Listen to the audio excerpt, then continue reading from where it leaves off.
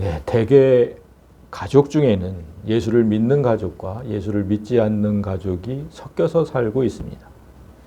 남편은 믿고 아내는 믿지 않는 그런 가족이 있고 반대로 아내만 교회에 다니는 가족도 있죠. 자녀 중에도 한 아이는 신앙생활 열심히 하는데 다른 아이는 영적인 것에 도통 관심이 없는 그런 자녀도 있습니다. 부모, 형제, 삼촌, 사촌까지 그 범위를 넓히면 가족 전체가 예수를 믿는 경우는 거의 없습니다. 그런데 오늘 본문이 있는 사도행전 16장에는 그런 일이 2번이나 있었다고 기록되어 있습니다. 먼저 15절에 그와 그 집이 다 세례를 받았다. 다 믿었다는 거죠. 그리고 33절에 자기와 그 온 가족이 다 세례를 받았다. 한날 한시에 가족 구성원 전체가 예수를 받아들이는 그런 일은 흔하지 않습니다. 예수를 모른다고 해서 당장 내 삶이 불행해지고 그런 것이 아니기 때문에 모든 가족이 예수를 받아들이지는 않아요. 그런데 어떻게 이런 일이 2번이나 일어났을까? 성경을 읽어보니 두 가족 모두가 한 사람이 예수를 먼저 알고 다른 가족에게 전한 그런 경우입니다. 그러니까 예수를 모르는 가족이 한시라도 빨리 예수님을 영접하길 바라는 마음으로 그렇게 전한 거죠. 우리에게도 이 마음은 똑같이 있습니다. 믿지 않는 가족을 두고 우리도 기도하고 또 기도하죠. 그가 하루라도 빨리 예수를 영접하길 바랍니다. 우리는 왜 이런 기도를 할까요? 사실 믿지 않는 가족은 나에게 강요하지 말고 너나 잘 믿으라고 해요. 우린 그런 얘기 진짜 많이 듣거든요. 가족들에게 자꾸만 얘기하면 아이고 본인이나 잘 믿으세요.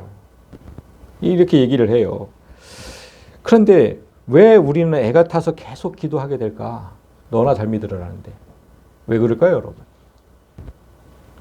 결론부터 말하면 우리가 무언가를 알기 때문이에요. 우리는 뭔가를 알아요. 아는 게 있어서 모르는 그들이 안타깝고 답답한 거죠. 이 두 가족도 한 사람이 무언가를 알게 되어서 다른 가족에게 그걸 전했고 가족 모두가 예수를 영접하는 결과를 얻게 된 거예요. 따라서 우리 가족 중에 아직도 예수를 영접하지 않은 가족이 있다면 내가 알고 있는 걸 그 가족에게 전하지 않은 탓이 큽니다. 무턱대고 교회 다녀야 한다. 예수 믿어야 한다. 그렇게 말하지 마세요. 역효과만 납니다. 반드시 여러분이 알고 있는 걸 그들이 알도록 전해야 해요. 가정의 달 5월이 다가기 전에 여러분이 아는 것이 무엇인지 그걸 다시 한번 정립하시고 그걸 가족들에게 전해서 여러분 가정이 이 땅의 천국이 될 수 있기를 소망합니다. 오늘 우리가 함께 읽은 본문에는 바울과 실라가 감옥에 갇혔을 때 지진이 일어나고 옥문이 열렸던 그런 사건이 기록되어 있습니다. 이 사건으로 인해서 옥문을 지키던 간수와 그의 가족 모두가 구원을 얻었다는 그런 내용이죠. 그런데 이 기사를 읽을 때마다 저나 여러분이나 그다지 큰 감동은 없었어요. 감옥에 갇힌 바울과 실라가 기도하고 찬송할 때 옥문이 막 저절로 열렸대요. 지진이 나서. 그리고 그 일로 한 가족 모두가 예수를 영접했다. 그런 기록은 그냥 우리에게는 신화처럼 느껴지는 거죠. 어떻게 기도하고 찬송하는데 그게 열립니까?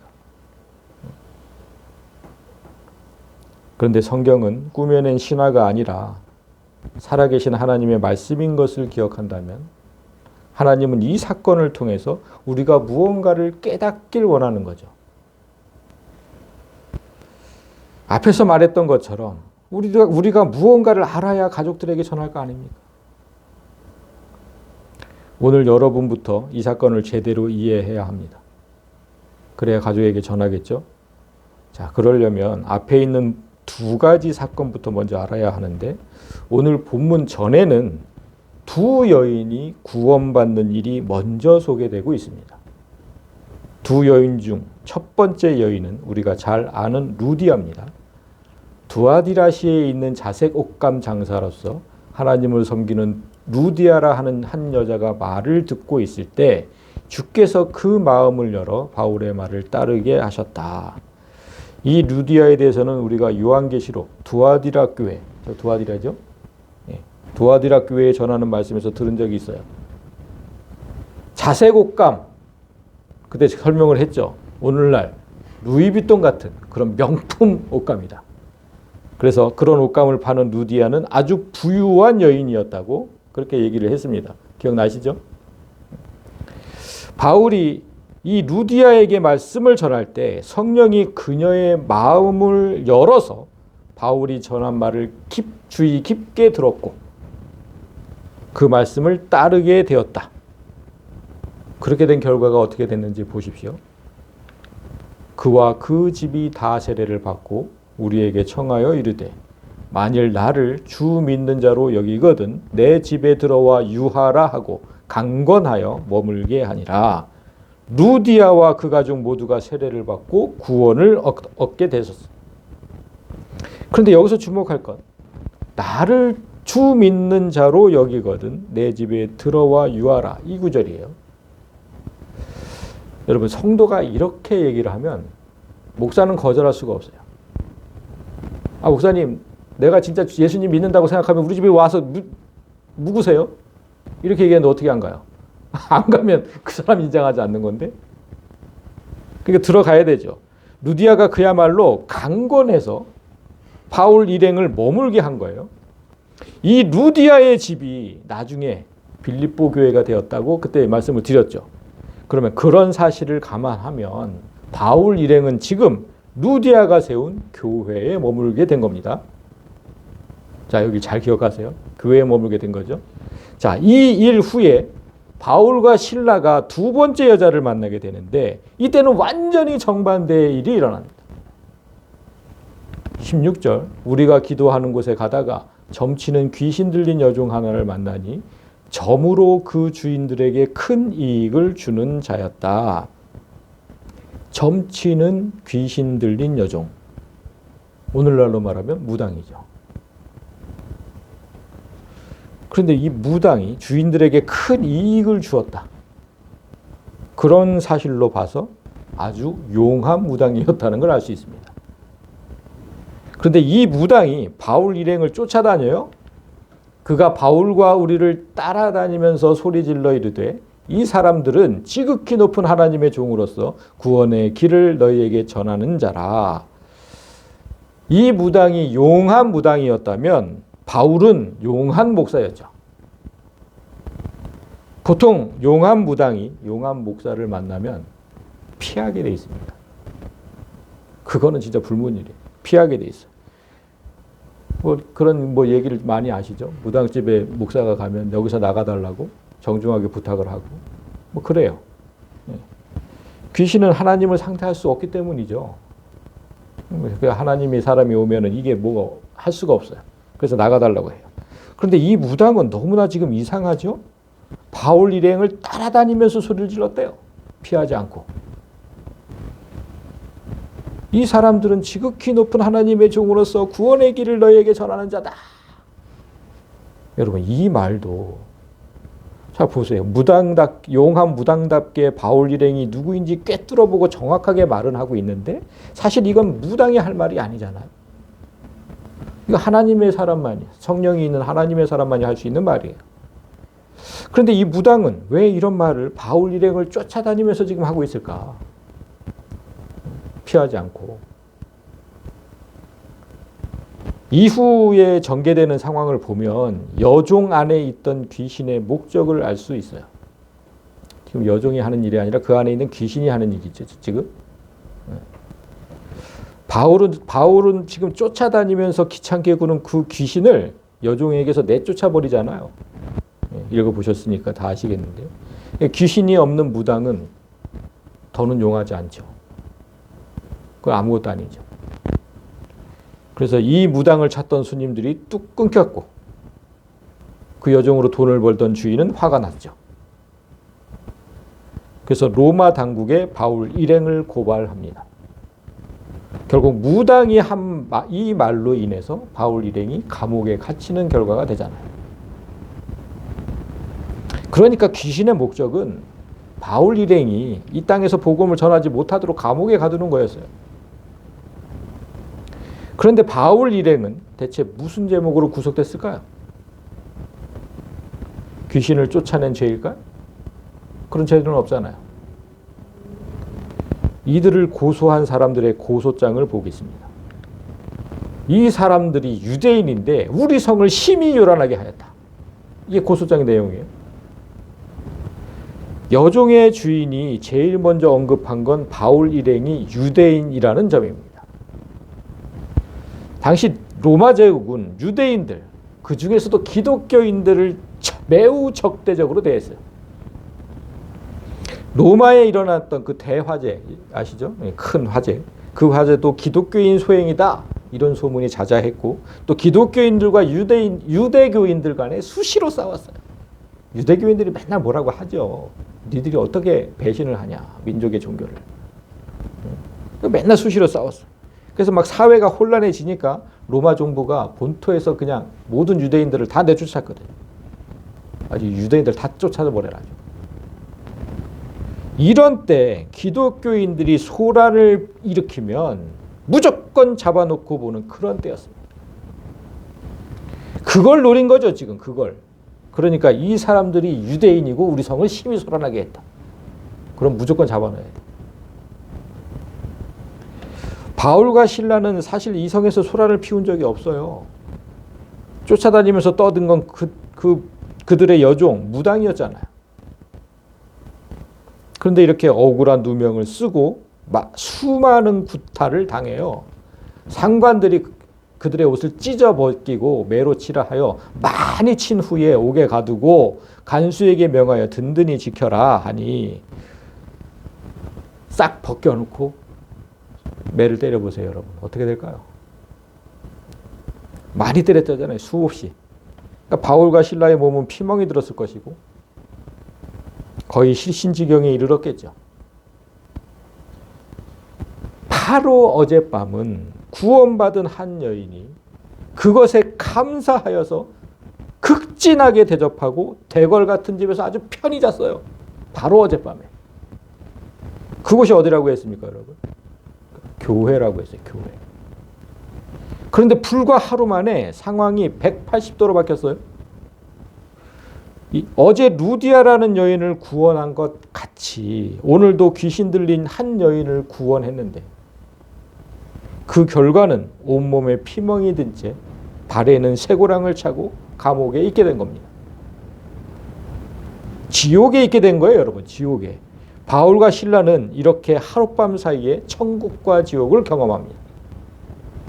여러분, 이런 상황을 알아야 오늘 본문이 열려요.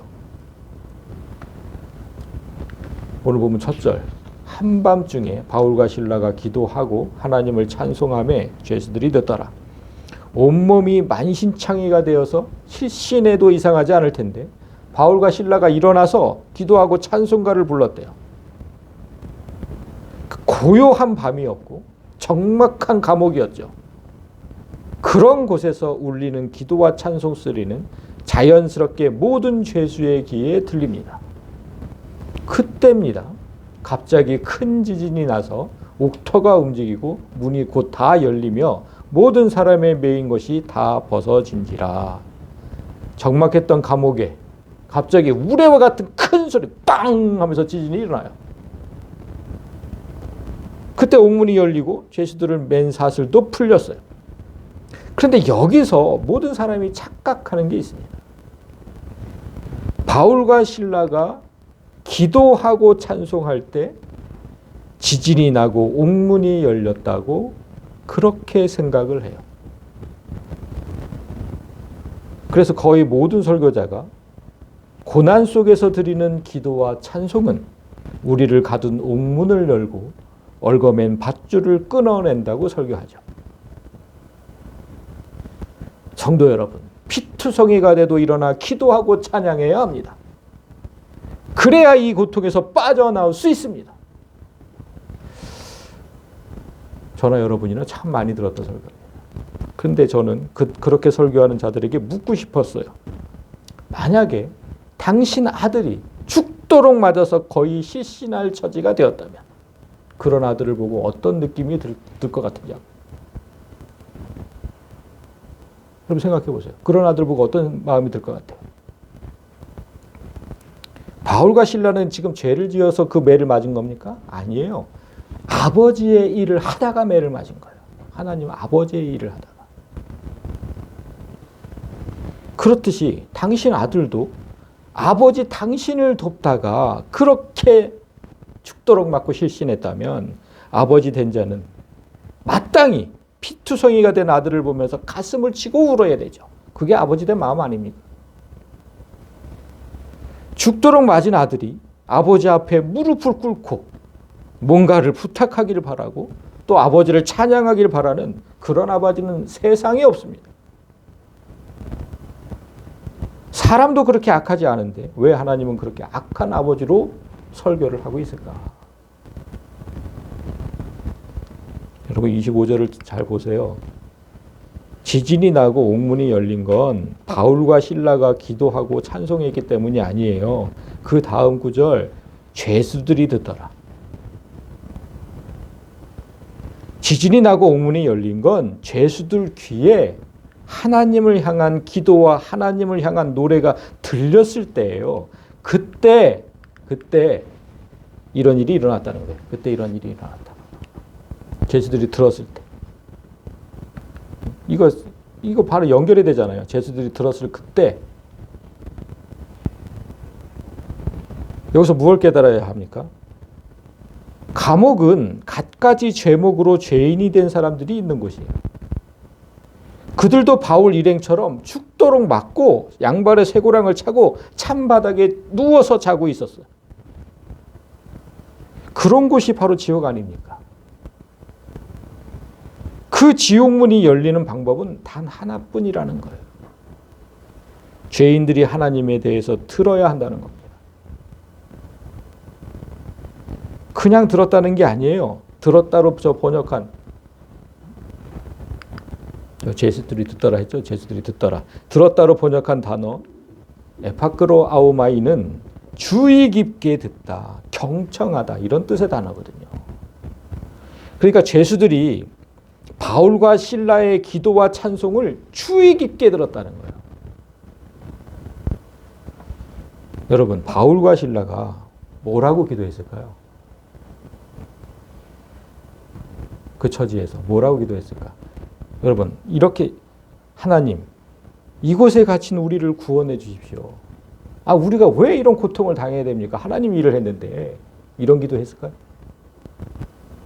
그런 기도 했을까요?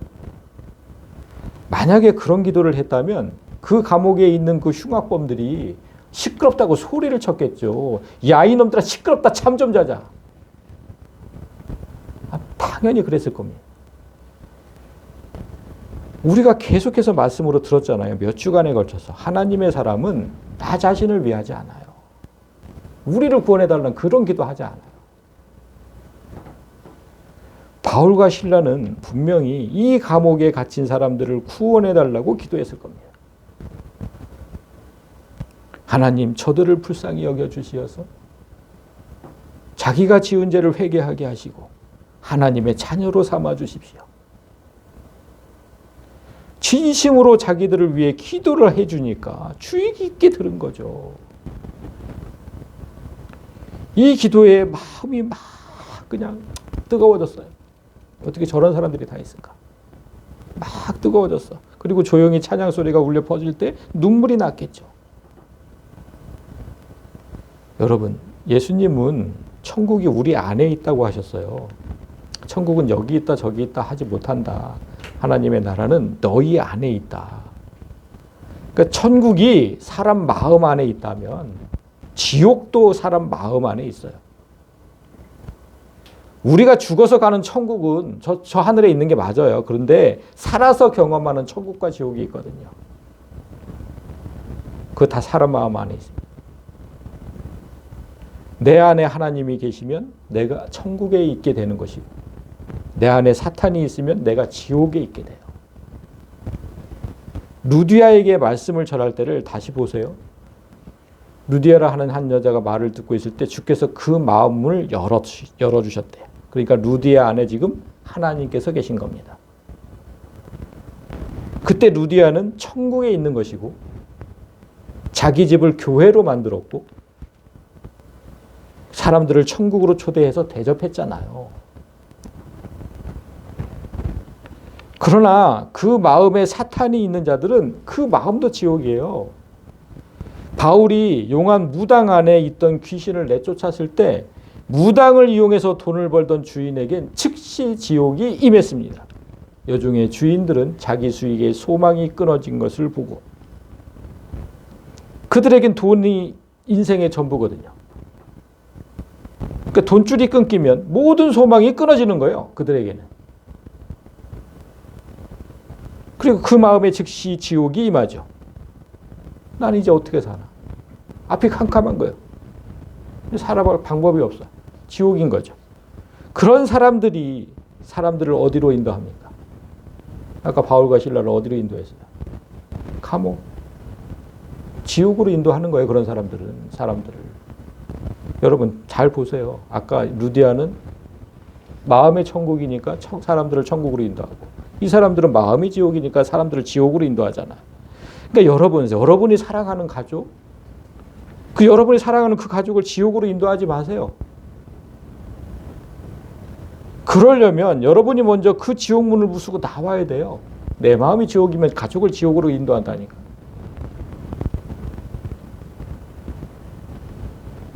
그 지옥문 부수고 나와야 하는데 다음 구절은 그 지옥문이 열렸는데도 자고 있던 사람의 얘기입니다.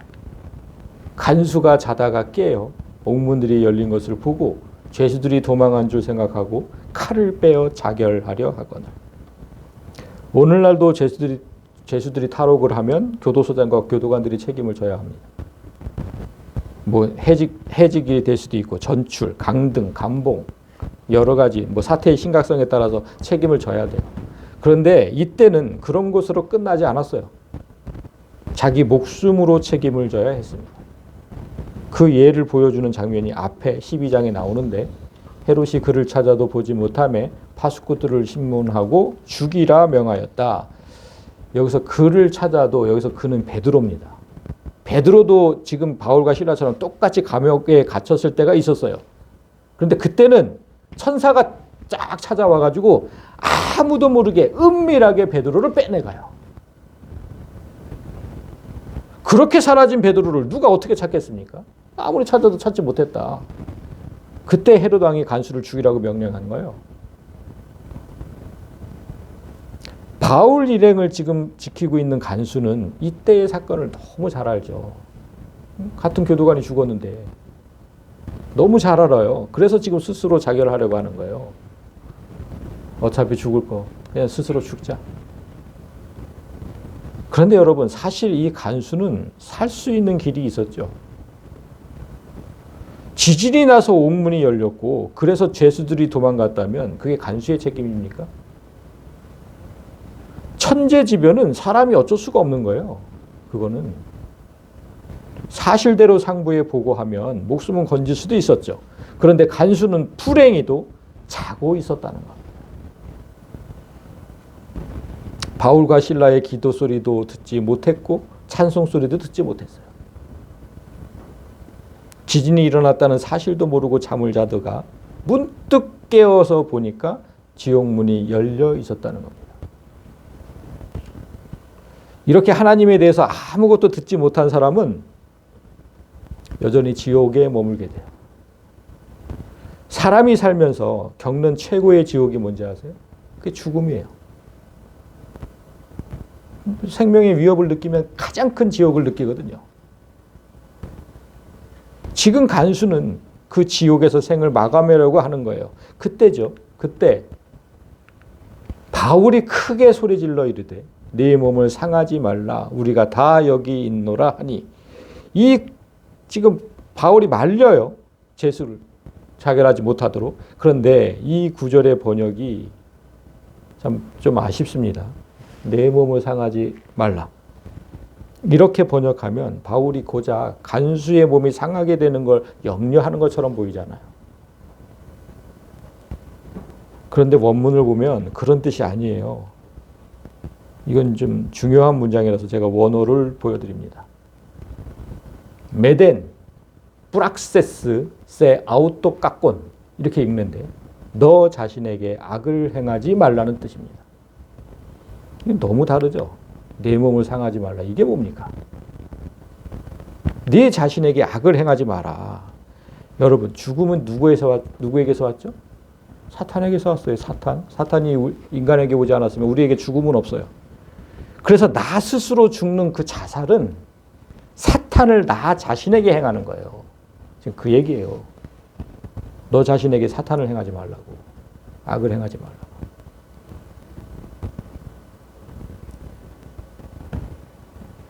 나 스스로 지옥에 가는 결과. 그래서 자살하면 지옥 간다는 말. 그래서 나온 거거든요, 그게. 그런데 그 말도 사실 100% 맞는 말은 아니에요. 성경에는 자살한 사람이 구원받는 일이 기록되어 있어요. 그런데 그런 경우는 하나님의 영광을 위해서 죽었거나 다른 사람을 위해서 희생했을 때 그런 경우에만 국한이 돼요. 그러니까 웬만하면 자살하는 사람은 막아야 돼요. 지옥에 가요, 진짜. 이게 자신에게 사탄을 이게 넣는 일이니까. 그래서 지금 바울도 막은 겁니다. 그러니까 자살하지 말라, 뭐 내 몸을 상하게 하지 말라 이런 게 아니라 간수가 들은 건 분명하게 우리가 다 여기 있으니까 네 자신에게 악을 행하지 말아라 이 말이었어요. 간수가 그 소리를 듣고 바울 쪽으로 뛰어가요. 간수가 등불을 달라고 하며 뛰어들어가 무서워 떨며 바울과 실라 앞에 엎드리고 모든 옥문이 열렸는데 왜 아무도 도망가지 않았을까? 간수는 처음에 이게 진짜 궁금했을 거예요. 그런데 그 궁금증은 금방 사라져 버렸어요. 문득 하나의 생각이 간수의 머리에 쫙 스쳤는데 그때 등골이 서늘하고 머리가 쭉 뼛속에 한동안 움직일 수도 없었어요. 그만큼 큰 두려움이 지금 간수를 덮쳤어요. 이 두려움은 대체 어디서 왔을까? 간수는 대체 무엇을 깨달은 건가요? 갑자기. 뭘 깨달았을까요? 성경이 그 답을 제시합니다. 간수가 등불을 달라고 했다. 이 당시의 감옥은 주로 동굴에 만들었거든요. 지진이 날 때 흙벽에 매단 그 등불은 모두 떨어져 버려서 칠흑같이 어두웠어요. 모두 사방이. 그런 동굴 속 감옥은 한 치 앞도 보이지 않았습니다. 감옥 내부를 너무나 잘 아는 그 간수도 등불이 있어야 걸을 수 있는데 대체 누가 이 캄캄한 어둠 속에서 내가 자살하려는 모습을 볼 수 있단 말인가? 이걸 깨달은 거죠. 간수의 두려움은 여기서 왔습니다. 간수가 지금 뛰어들어갔다 그랬어요. 뛰어들어가. 그만큼 간수와 바울 사이의 거리는 꽤 멀었다는 뜻이에요. 그리고 짙은 어둠이 깔려 있고 그런 곳에서 나를 훤히 볼 수 있다? 그건 사람일 수 없습니다. 그런 사람은 없죠. 그래서 간수가 바울과 실라 앞에 지금 납작 엎드린 거예요. 이건 사람이 아니다. 그리고 깨지고 부서진 그 지옥문을 데리고 나와요. 그들을 데리고 나가서 이르되 선생들이여 내가 어떻게 하여야 구원을 받으리까 묻습니다. 간수의 입에서 나온 말은 내가 죽지 않도록 도와줘서 고맙다. 그게 아니었어요. 죽지 않고 살아났는데 다시 내가 어떻게 하면 살 수 있느냐 그 질문을 하고 있어요. 여러분 기독교에서 가장 흔한 말이 구원이죠. 구원. 성도들이 하도 많이 구원이란 말을 들어서인지 구원이란 단어를 뭐 들어도 별 감흥이 없어요. 내가 어떻게 해야 구원을 받으리까? 별 감흥이 없어요. 지금 간수는 어떻게 하면 내가 살 수 있느냐고 물은 거야. 어떻게 하면 내가 살겠습니까? 절체절명의 위기에서 간절하게 물은 거예요. 죄인들을 감시하는 간수가 죄인들을 지금 옥 밖으로 데리고 나갔잖아요. 그럼 어떻게 돼요? 그가 살 방법은 없어요. 간수에게 지금 이 물음은 죽느냐 사느냐의 문제예요. 진짜 간절하게 봐야 돼요. 잠시 이전으로 돌아가서 귀신 들린 여종이 바울 일행에게 한 말 다시 보십시오. 이 사람들은 지극히 높인 하나님의 종으로서 구원의 길을 너에게 전하는 자다. 몇 날 며칠을 이렇게 소리 지르면서 다녔는데 이 간수라고 해서 이 소문을 못 들었을까요? 거기에다가 캄캄한 감옥 안에서 자살을 시도한 그 일을 꿰뚫어 보는 사람들이라면 나를 이 죽음의 문턱에서 구원할 수 있다고 확신한 거죠. 그 질문에, 이 질문에 바울이 이렇게 답을 해요. 이르되 주 예수를 믿으라. 그리하면 너와 네 집이 구원을 받으리라. 너를 구원하는 건 내가 아니라 예수라는 거예요. 예수를 믿어라. 그리하면 너뿐만 아니라 네 가족 모두가 이 죽음의 문턱에서 구원받을 수 있다. 바울의 이 말이 먼저 믿은 우리가 전해야 하는 핵심이에요.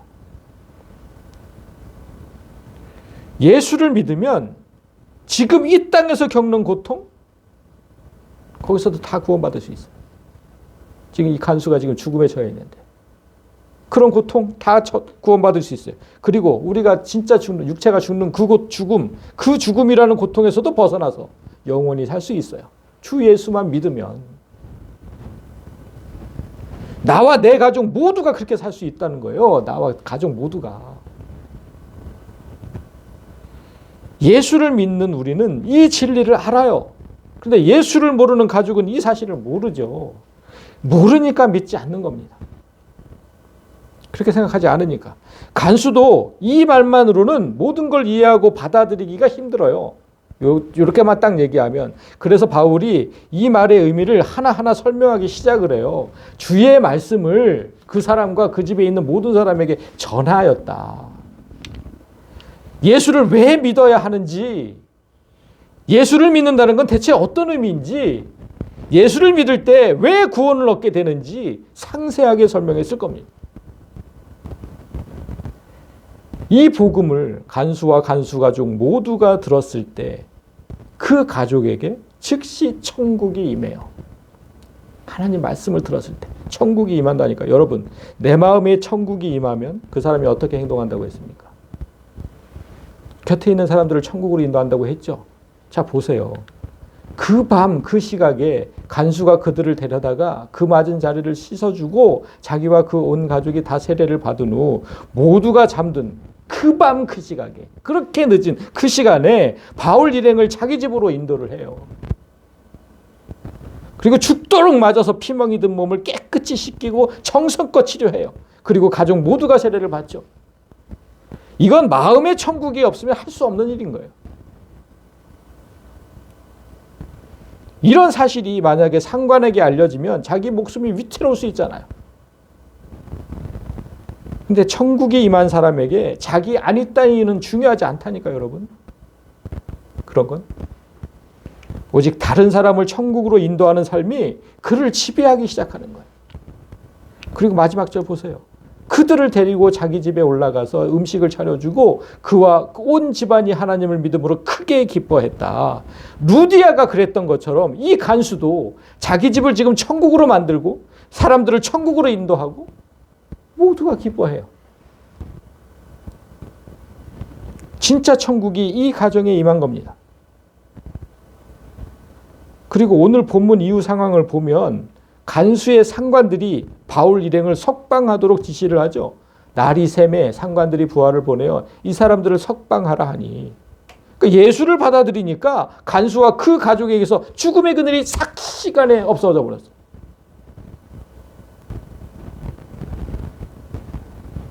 내 마음의 천국을 만들고 우리 가정의 천국을 만들면 삶의 고통과 죽음의 그늘은 이렇게 스스로 떠나간다는 사실을 성경은 분명하게 말씀하시는 겁니다. 말씀을 맺겠습니다. 성도 여러분, 믿지 않는 가족들이 있으시잖아요. 그 가족에게 하나님을 얘기하고 예수를 얘기하려고 하면 잘 들으려고 해요? 안 들으려고 해요?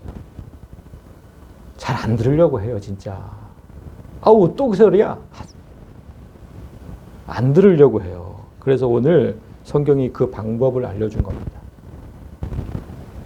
바울과 실라는 고통 중에도 기도하고 찬송했죠. 그 기도 소리와 찬송 소리가 믿지 않는 가족의 귀에 들릴 때 그가 마음 문을 연 거예요. 그러니까 복음을 자세히 설명하는 건 그들이 마음 문을 연 이후에 하는 거라고 오늘 성경이 그대로 순서를 가르쳐 준 거예요. 따라서 여러분이 가장 먼저 해야 할 일은 비록 삶이 힘들 때라도 기도와 찬송 소리가 우리 가정에서 끊이지 않게 하는 겁니다.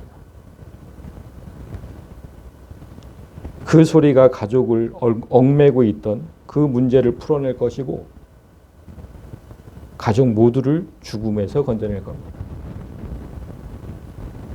바라기는 여러분이 먼저 천국을 소유한 그런 사람이 되어서 가족과 이웃 모두를 천국으로 인도하는 그런 복된 인생이 되시기를 주님의 이름으로 간절히 소망합니다.